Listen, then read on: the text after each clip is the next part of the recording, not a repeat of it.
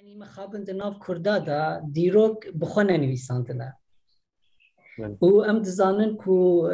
يعني هر کس لگور خواه نویسان کنجن ما استرانن ما بینه هیا کو قهوه بخون ناوی خواه كردي بوية ولا فرنسا جي أو تشديتنا وبحزارة ميلودي يعني هم دولة عرب ودولة فارس ودولة تركا وانا جي كردا قرتنا وسرنا بخو بار بكرنا يعني از قالك جارات بيجم عجبا كرد قرك چقاس زنگينن كردو 100 سال جوان تيدزين وهنجي زنگينن نهاجي وزنگينن براستی او باوریه کی پر مزن دامن کو ام وکی گله کی چقاس مزن و چقاس گله کی زنگینن جا یک جی پروبلما او کو تاریخی نویسکی ما هما مخابن دکارم بیجم تنه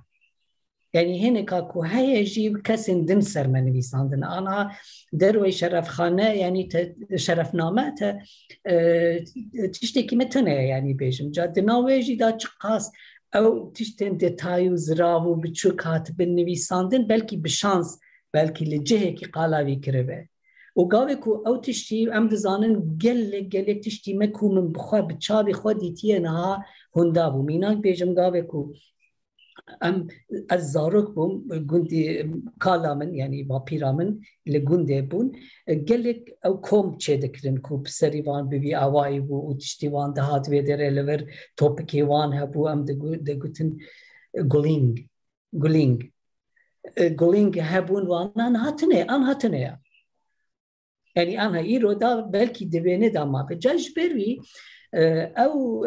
بتايبجي دو ست سالن بوري كو أو دولت چه يعني بري هون دزانن همي ميرنشين بون يعني دويدا هنتش زيتر دهاتن پاراستن و نتف پر زيادة گرين مين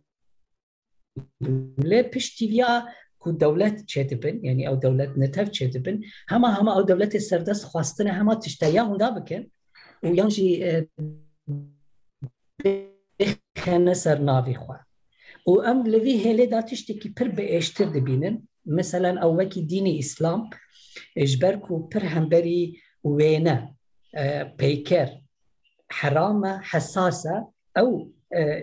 ایرشکار مسلمان چون کی داره چه پیکر اگلوی داره به همه تشکرنه يعني جبروي آنها تدویب جغرافیای مزنده همه پیکری کو 500 سال بره بتونه یا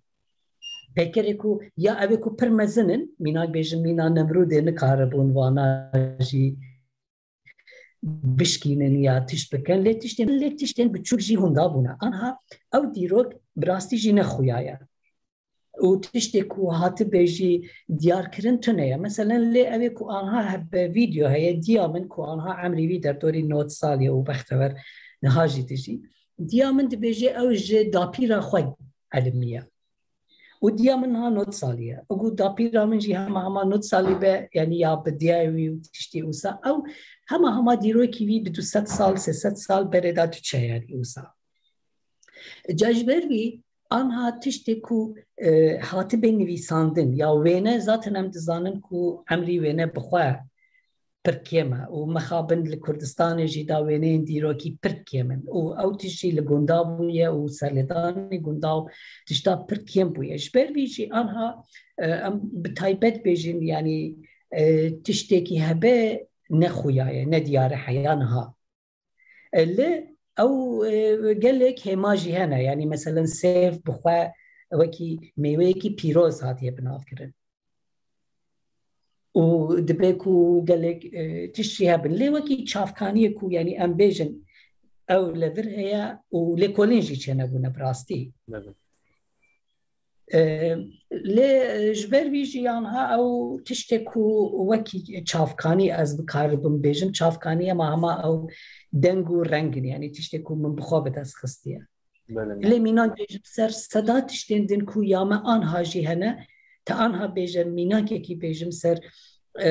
جاجم او محفوري كردي تشتكي نويسكي يا مقال معايا عمو بيسنا ما بيسكي مثلا بله يعني نينا يعني او براستيجي بروبلما يعني او قال ما يا بالصدا تشتندن هناكو مبكار انيه و ابيكو ماي حيائي رو مروف دكاري هما ببارز ابيكو شويه وامينم بدها تشتن وسامينا سيفي مخكرجي نتنيا ما بلكي جلندنجي أرمنجي فارسي أو شوبة ميناك بيجم دنهادا كنجن فرمي فارس دبيجن برزنجينن چان داوان ادبیاتان تشتیوان لیت دزانی کنجی فارسی تنه او کنجی کو امن هاد کن بری خو او نویه یعنی بلکی 100 سال هات بلیتا سرچ بکا همی به چه زمان دخوازی کنجی فارسا سرچ بکا سدمکو کنجی وان تنه بویا هندا بویا چویه